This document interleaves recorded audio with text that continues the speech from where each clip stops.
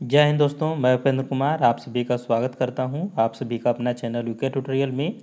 आज से हम लोग ऑनलाइनर क्वेश्चन देखेंगे दोस्तों, जो एग्ज़ाम की दृष्टि से इम्पोर्टेंट हो सकते हैं, जो हर पार्ट बाय पार्ट इसको कवर करेंगे। तो चलिए आज शुरू करते हैं जनजातीय पंचायत व्यवस्था से। तो पहला प्रश्न है दोस्तों कि विश्व की प्राचीनतम गणतांत्रिक शासन प्रणाली को किस नाम से जाना जाता है। तो विश्व के प्राचीनतम गणतांत्रिक शासन प्रणाली को मुंडा मानकी शासन व्यवस्था के नाम से जाना जाता है। जो हो जनजाति की शासन व्यवस्था है उसी को मुंडा मानकी शासन व्यवस्था कहते हैं, या इसको कह सकते हैं कि मुंडा शासन व्यवस्था। दोनों लगभग सेम है, थोड़ा सा परिवर्तित के साथ अगर देखें दोस्तों तो दोनों को मुंडा मानकी शासन व्यवस्था ही माना जाता है। अगला प्रश्न है कि मुंडा मानकी व्यवस्था में पट्टी पंचायत या पढ़ा पंचायत का गठन कितने ग्राम समूहों को मिलाकर किया जाता है। तो मुंडा मानकी शासन व्यवस्था में 15 से 20 ग्राम समूहों को मिलाकर के पढ़ा पंचायत का गठन किया जाता है, और इसका जो प्रमुख होता है वो मानकी होता है, जो पढ़ा पंचायत का प्रमुख कहलाता है, और जो अंतर्ग्रामीण जो पंचायत होती है उसे संबंधित विवादों का निपटारा करता है मानकी। अगला प्रश्न है कि मुंडा मानकी व्यवस्था में डाकुआ का कार्य है। तो डाकुआ जो होता है दोस्तों, यहाँ पर देखिए तो संदेश वाहक होता है। जैसे डाकिया क्या करता है, संदेश देता है, एक दूसरे से दूसरे जगह के बातों को पहुँचाने का काम करता है। उसी तरह इसको भी एग्जाम्पल के रूप में समझ सकते हैं। यहाँ पर डाकुआ जो होगा वो संदेश वाहक होता है, संदेश का संप्रेषण करने वाला होता है। आगे बढ़ते हैं। मुंडा शासन व्यवस्था में पाहन को दी गई कर मुक्त भूमि कहलाती है। तो मुंडा शासन व्यवस्था में जो पाहन को भूमि दी जाती है उसे डाली कटारी कहते हैं। तो यहाँ पर इसको थोड़ा सा ध्यान में रखिएगा। कहीं कहीं आप देखिएगा दोस्तों, पढ़िएगा तो दूसरे शासन व्यवस्था में आता है कि मुंडा को जो शासन व्यवस्था में जो पाहन को जो भूमि दिया जाता है तो उसको पहनई भूमि भी कहा जाता है। लेकिन थोड़ा सा यहाँ में ध्यान रखना है कि मुंडा शासन व्यवस्था में से डाली कटारी कहा जाता है। आगे बढ़ते हैं कि किस जनजाति की परंपरागत शासन व्यवस्था को खूंटकट्टी प्रथा का नाम दिया गया है। तो खूंटकट्टी प्रथा का नाम दिया गया है दोस्तों मुंडा जनजाति की शासन व्यवस्था में। जैसे कि पता होगा कि मुंडा लोग जब झारखंड में आए थे तो जिस ज़मीन को साफ़ की और साफ़ करने के बाद यहाँ पर रहना बसंदा शुरू कर दिए थे, तो जिस मतलब भूमि को इन्होंने जंगल को साफ़ करके भूमि बनाए थे तो उसी भूमि को खूंटकट्टी भूमि कहा गया था। और जो उरांव लोग आए तो उन लोग द्वारा साफ़ किया गया भूमि जो था वो भूइंहरी भूमि कहलाता है। आगे बढ़ते हैं। मुंडा मानकी शासन व्यवस्था में ग्राम प्रमुख को कहा जाता है। तो मुंडा मानकी शासन व्यवस्था में ग्राम प्रमुख को हाथू मुंडा कहा जाता है। तो यहाँ पर थोड़ा सा ध्यान रखिएगा, अगर हाथू मुंडा नहीं देगा, अगर मुंडा भी देगा तो वहाँ पर आप टिक आउट कर लीजिएगा कि मुंडा, और अगर हाथू मुंडा ऑप्शन में देता है तो हाथू मुंडा करना है। आगे बढ़ते हैं। कर्ता, दीवान, कोतवाल, पांडे किस पदधारक के सहयोगी अधिकारी थे। तो देखिए दोस्तों, तो किसके सहयोगी अधिकारी थे, तो पढ़ा राजा के। पढ़ा राजा के जो सहयोगी होते हैं वो कर्ता होता है, दीवान होता है, कोतवाल होता है, पांडे होता है। तो इस तरह से इनको नाम को याद रखिएगा, क्योंकि यहाँ से भी प्रश्न आपके पूछे जाएंगे।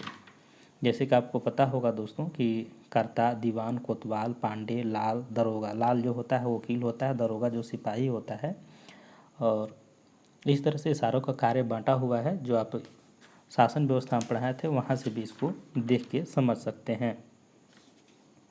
आगे बढ़ते हैं कि खूंटकट्टी ग्राम में पनभारा किसकी सहयोगी होता है। तो खूंटकट्टी ग्राम में पनभारा जो होता है दोस्तों वो पाहन का सहयोगी होता है। जो पाहन जो होता है दोस्तों, यानी पाहन जो पुजारी हो गया, तो जो गांव का धार्मिक प्रधान होता है, और इनका सहयोगी जो होता है वो पनभारा होता है। जैसे कि गांव में जो बैठक होती है तो बैठक में पनभारा जो होता है वो लोगों को व्यवस्थित करने का काम करता है। लोगों को जैसे पानी वगैरह की व्यवस्था करने का जो काम होता है पंचायत में, उसको पूरा करने का काम जो होता है वो पनभारा को होता है, ताकि वहाँ पर लोगों को जलपान किया जा सके। अगला प्रश्न है कि किस काल में मुंडा मानकी व्यवस्था भुइंहारी व्यवस्था के नाम से जाना जाने लगा। तो किस काल में दोस्तों, तो यहाँ पर देखें तो नागवंशी काल में। जब नागवंशी का काल आता है जिसमें अंग्रेज़ों का वर्चस्व, यहाँ पर अगर देखें दोस्तों तो अंग्रेज़ों को वर्चस्व से पहले मुग़लों का आक्रमण होता है। तो मुग़लों का आक्रमण के दौरान देखें तो इसमें थोड़ा सा शासन व्यवस्था में परिवर्तन होता है, क्योंकि आप लोग जानते होंगे कि मुंडा व्यवस्था ही नागवंशी शासन व्यवस्था स्थानांतरित हुई थी। और नागवंशी शासन व्यवस्था में ही देखें तो मुंडा मानकी व्यवस्था को यहाँ पर भुइँहारी व्यवस्था के नाम से जाना गया था। मानकी की जगह बाद में भुइँहारी ने ले लिया था। आगे बढ़ते हैं। मुंडा मानकी क्षेत्र में जागीरदारी प्रथा का उदय किस शासनकाल की विशेषता थी? तो जागीरदारी प्रथा का उदय देखें दोस्तों तो मुगल काल की विशेषता थी, क्योंकि नागवंशी काल में ही देखें तो जागीरदारी व्यवस्था प्रारंभ होती है, क्योंकि जब मुगलों का इसमें हस्तक्षेप होता है। आगे बढ़ते हैं। नागवंशी शासन व्यवस्था में भंडारी, बख्शी, घाटवाल जैसे अधिकारी किस स्तर पर नियुक्त किए जाते हैं? तो यहाँ पर देखिए दोस्तों तो भंडारी, बख्शी और घाटवाल जैसे अधिकारी जो होते हैं ये आपके ग्राम स्तर पर नियुक्त किए जाते हैं। आगे प्रश्न है कि नागवंशी शासन व्यवस्था में वित्तीय मामलों का प्रमुख कहलाता है। तो नागवंशी शासन व्यवस्था में जो वित्तीय मामले का जो प्रमुख होता है वो दीवान कहलाता है। तो यहाँ पर इसका आंसर आपका दीवान हो जाएगा। इसी में एक होता है दोस्तों पांडे। जो पांडे जो होता है वो पंच में या पढ़ा राजा के अनुमति से लिए गए निर्णयों को मौखिक रूप से सभी को अवगत कराता है। तो यहाँ पर एक दो पद इम्पोर्टेंट है। एक तो दीवान जो आपके वित्तीय प्रमुख होता है, वो पांडे जो होता है वो कोई भी निर्णय लिया जाता है उसको वह सभी लोग तक पहुँचाने का काम करता है। और महतो आपको पता होगा कि ये महतो जो होता है वो गांव का महत्वपूर्ण व्यक्ति होता है। भंडारी जैसे कि बताया दोस्तों कि गांव में जो खेती बाड़ी करने वाला अन्न भंडार से संबंधित इनका काम होगा। तो इस तरह से दो तीन जो इम्पोर्टेंट है इसमें, इसको थोड़ा सा ध्यान में रखिएगा। आगे बढ़ते हैं कि किस शासन व्यवस्था में प्राचीनतम कहावत है कि पाहन गांव बनाता है, महतो गांव चलाता है? तो यहाँ पर हो जाएगा पढ़ा शासन प्रणाली में। और पढ़ा शासन प्रणाली जो है दोस्तों आपको पता होगा कि ये उरांव जनजाति की शासन प्रणाली है, और इसी में कहावत है कि पाहन जो है गांव बनाता है और महतो जो होता है वो गांव को चलाता है। अगला प्रश्न है कि पढ़ा शासन व्यवस्था का संबंध किस जनजाति से है? तो पढ़ा शासन व्यवस्था का जो संबंध है वो उरांव जनजाति से है। तो यहाँ पर इसका आंसर उरांव राइट हो जाएगा। आगे बढ़ते हैं कि पढ़ा शासन व्यवस्था में पढ़ा राजा को दी गई कर मुक्त भूमि कहलाती है। तो पढ़ा शासन व्यवस्था में पढ़ा राजा को दी गई कर मुक्त भूमि जो होती है वो मझियस भूमि कहलाती है। जो आप लोग छोटा नागपुर कष्टकारी अधिनियम पढ़ते होंगे उसमें मझियस भूमि का जो जिक्र होता है, तो ये जो पढ़ा राजा में पढ़ा राजा जो होते हैं उनको कर मुक्त भूमि दिया जाता है, उसी को मझियस भूमि कहा जाता है। आगे बढ़ते हैं दोस्तों कि अगला प्रश्न है कि किस जनजाति के पंचायत में महिलाएं शामिल नहीं होती थी? तो जो महिलाएं जो होती थी यहाँ पर देखें तो मुंडा जनजाति की शासन व्यवस्था में महिलाएं जो है वो शामिल नहीं होती थी, जबकि उरांव जनजाति की जो पंचायत होती है उसमें महिलाएं भाग लेती हैं। तो थोड़ा सा यहाँ पर ध्यान देना है कि मुंडा जनजाति की शासन व्यवस्था में महिलाएं जो हैं वो भाग नहीं लेती हैं।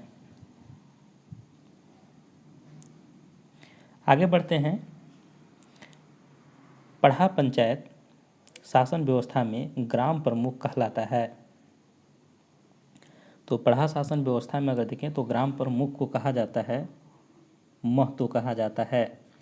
जो भुइँहरी गांव में ये सबसे बड़ा बोलना चाहिए अधिकारी होता है। तो इसको थोड़ा सा ध्यान रखिएगा। भुइँहरी कैसे हो गया दोस्तों? तो पढ़ा शासन व्यवस्था किस जनजाति की शासन व्यवस्था? तो उरांव जनजाति की। और बताए थे कि जो उरांव लोग आए झारखंड में, उन लोग जिस जंगल को साफ करके भूमि बनाए थे उसी को कहा गया था भुइँहरी भूमि, इसीलिए इसका गांव का नाम भी रखा गया था भुइँहरी। इसी चलते कि पढ़ा शासन व्यवस्था में जहाँ पर गांव प्रमुख होता है, यानी भुइँहरी गांव का जो प्रमुख पूछेगा क्वेश्चन में तो डायरेक्ट मानना है कौन होता है? तो महतो होता है। अगर पढ़ा शासन व्यवस्था भी पूछेगा तो उसका गांव का प्रमुख कौन होता है? तो महतो ही मारेंगे। और यहाँ पर जो पाहन होगा वो धार्मिक प्रधान होगा। माझी जो होता है वो महतो का सहयोगी होता है। ये क्वेश्चन पिछला जेपीएससी में पूछा गया था। आगे बढ़ते हैं कि संथाल जनजाति की ग्राम सभा कहलाती है।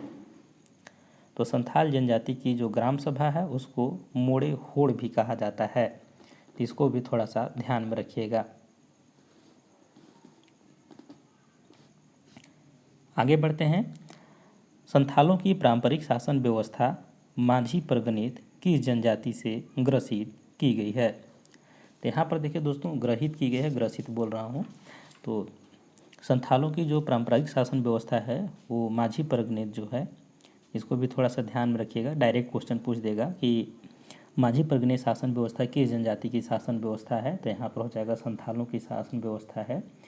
और यह देखें तो सोरिया पहाड़िया जनजाति के लोगों से इन्होंने ग्रहण किया था, क्योंकि संथालों का मूल निवासी किसे माना जाता है, तो पहाड़िया लोग को ही माना जाता है। और जब संथालों लोग जो पश्चिम बंगाल से ही लोग यहाँ पर झारखंड में प्रवेश किए थे संथाल परगना में, तो जब यहाँ रहना शुरू किए तो उन्हीं के शासन व्यवस्था को इन्होंने ही अपनाया था। आगे बढ़ते हैं कि माझी परगनेत व्यवस्था में जोग माझी का कार्य है। तो माझी परगनेत शासन व्यवस्था में जो जोग माझी का कार्य होता है वो गांव में नैतिक व्यवस्था को कायम रखना होता है। तो इसको भी थोड़ा सा ध्यान में रखिएगा कि जो गांव होता है उसमें नैतिक व्यवस्था के देखभाल करने का काम करता है, और शासन संबंधी कार्यों को सुचारू रूप से चलाने में माझी जो होता है उसकी मदद करता है। यानी कि जो माझी होता है दोस्तों, वो जो शासन परगना का यहाँ पर देखें तो माझी परगने शासन व्यवस्था में ग्राम स्तर का जो व्यवस्था है उसका माझी जो होता है प्रमुख होता है, और जोग माझी होता है वो माझी का सहयोगी होता है।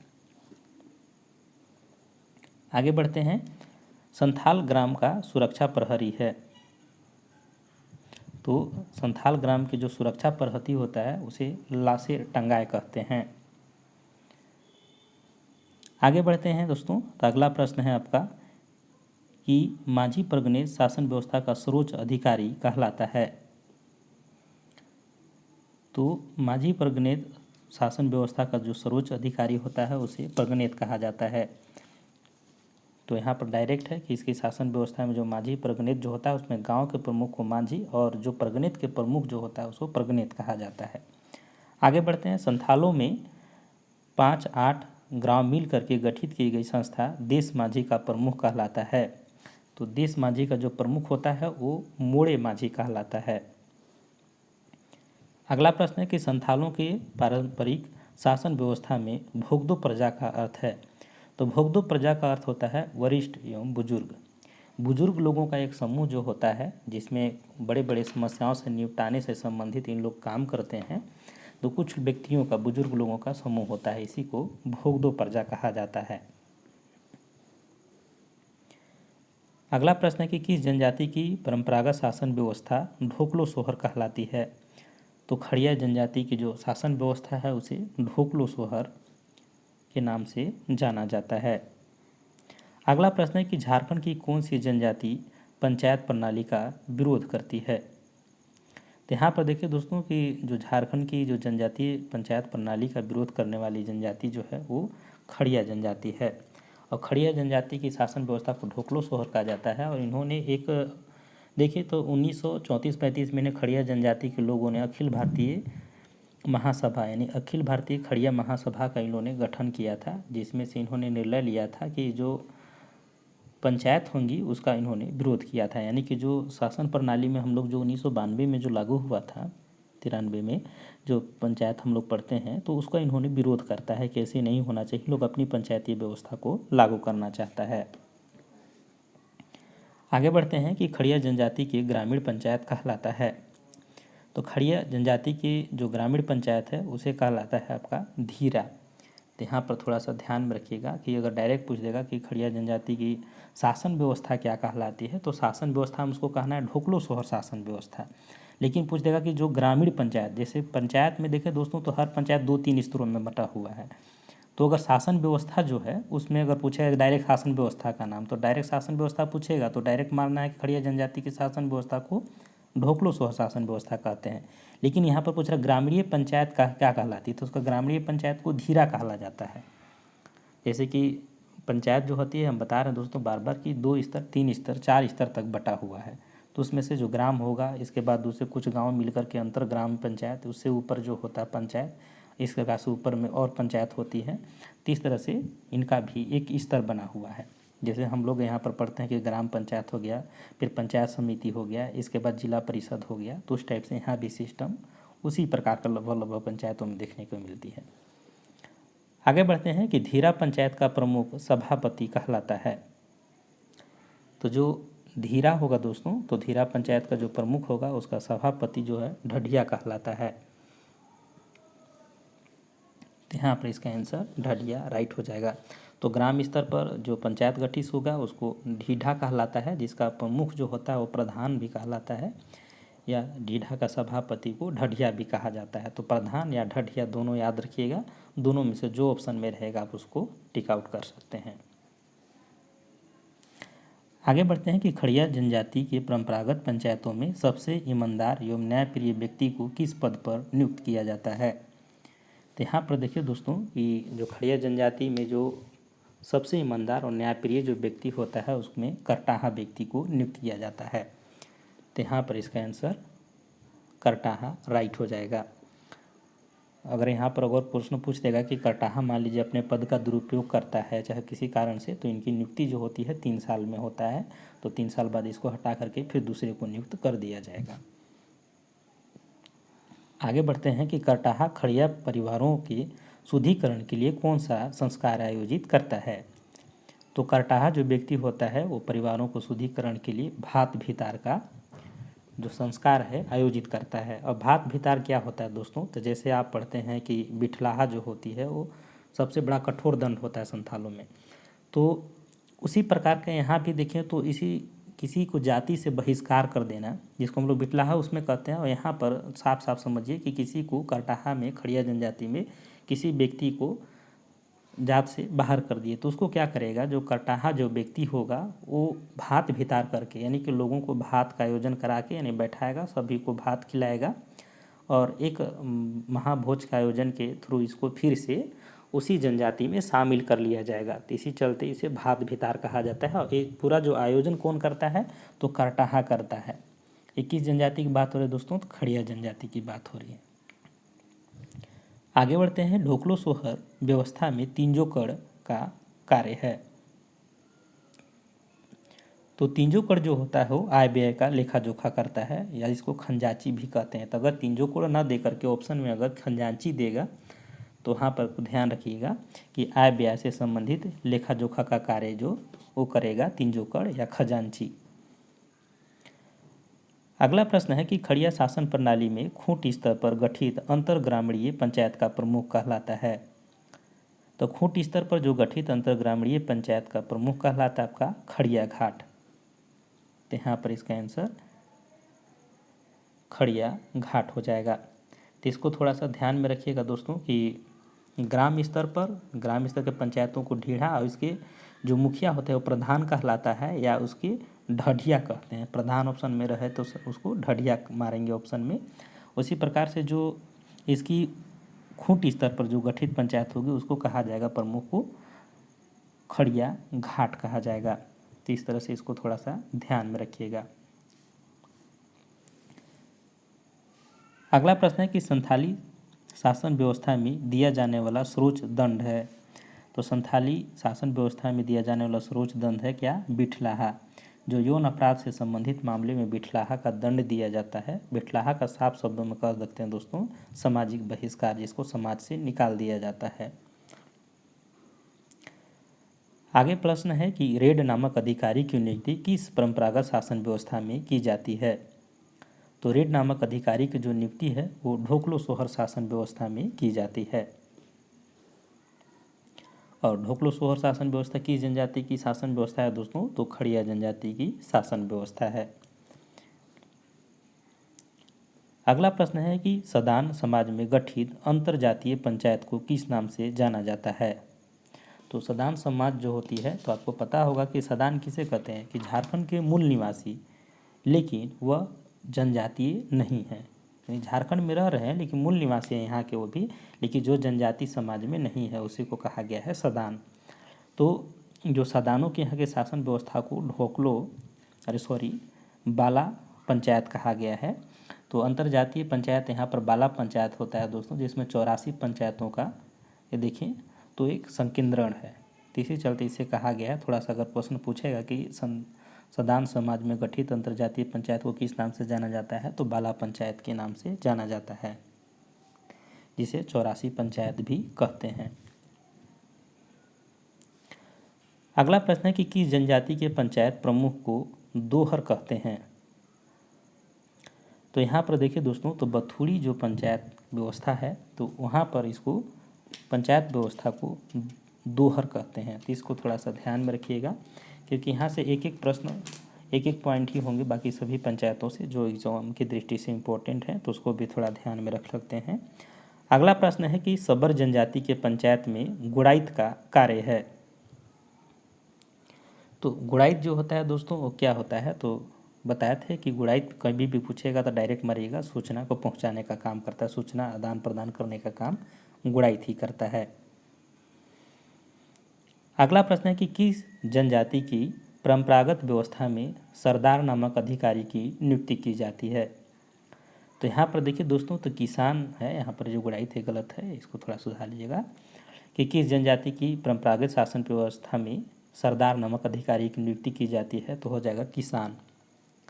किसान जो है दोस्तों उसकी पंचायत व्यवस्था में सरदार नामक अधिकारी की नियुक्ति होती है, जिसको महतो, कोतवाल और अधिकारी इसमें भी नियुक्त किए जाते हैं। लेकिन यहाँ पर सरदार थोड़ा सा इम्पोर्टेंट है, इसीलिए ध्यान में रखना है कि किसान शासन व्यवस्था में यानी किसान जनजाति की शासन व्यवस्था में सरदार नामक अधिकारी की नियुक्ति की जाती है। अगला प्रश्न है कि बैगा पंचायत का प्रमुख कहलाता है।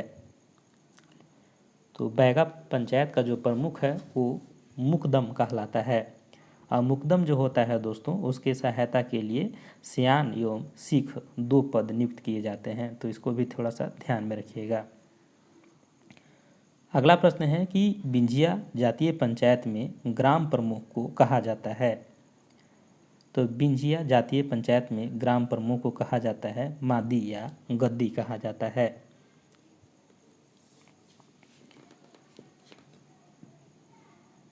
यहाँ पर भी देखिए दोस्तों, तो एक काटाहा का पद जो होता है बिंझिया जनजाति में एक प्रमुख पद होता है, जिसकी नियुक्ति जो होते हैं प्रत्येक घर के प्रतिनिधित्व के सदस्यों के द्वारा मिल के किया जाता है।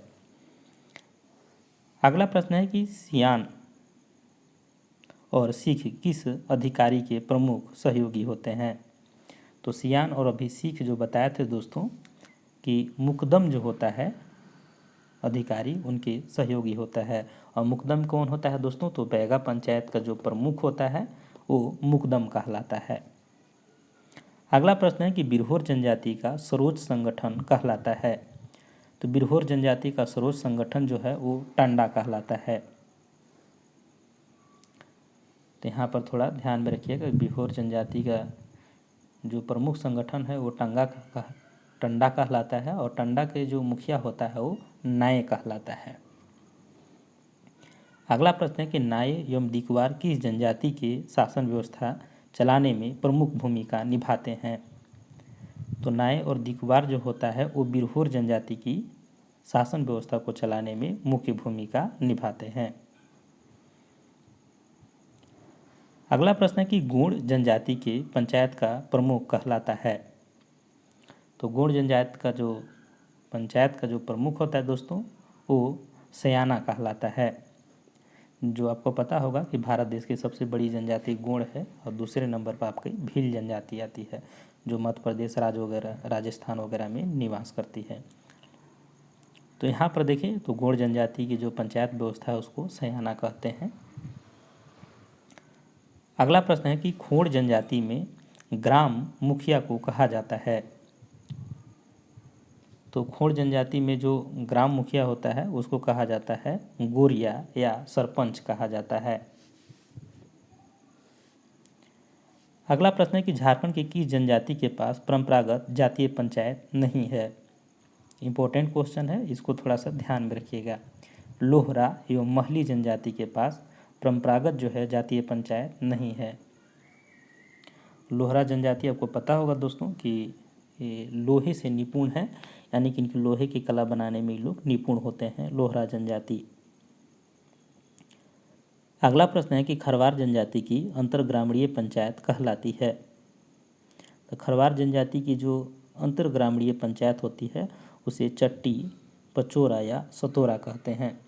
तो यहाँ पर थोड़ा सा इसको भी ध्यान में रखिएगा, क्योंकि ये भी इम्पोर्टेंट है एग्जाम की दृष्टि से कि चट्टी जो होता है, इसके बाद होता है पचोरा। इन 4 गांव के जो होता है उसको चट्टी कहा जाता है, 5 गाँवों के जो पंचायत है उसको पचोरा कहा जाता है, और 7 गाँव के पंचायत जो होता है उसके सतोरा कहा जाता है। तो इस तरह से खरवार जनजाति में प्रचलित है।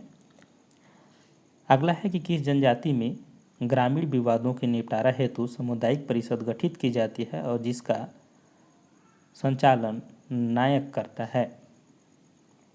तो यहाँ पर हो जाएगा बंजारा जनजाति। तो बंजारा जनजाति जो है घुमंतू जनजाति होता है, जो मतलब इनका कोई स्थायी निवास नहीं होता है, घूमते फिरते रहते हैं और अपना जीवन यापन करते हैं।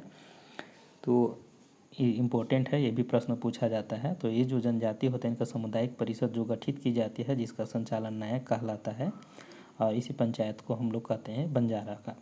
तो बंजारा जनजाति के पंचायत में ऐसा देखने को मिलता है। तो यह है दोस्तों, और इसके बाद हम लोग आगे बढ़ेंगे जिसमें और सारे शासन व्यवस्थाओं के बारे में जानेंगे, और इसके साथ ही साथ अगले जो ऑनलाइनर क्वेश्चन जो होगा अगले टॉपिक में उसको कवर करेंगे। मिलते हैं अगले वीडियो में, तब तक के लिए जय हिंद।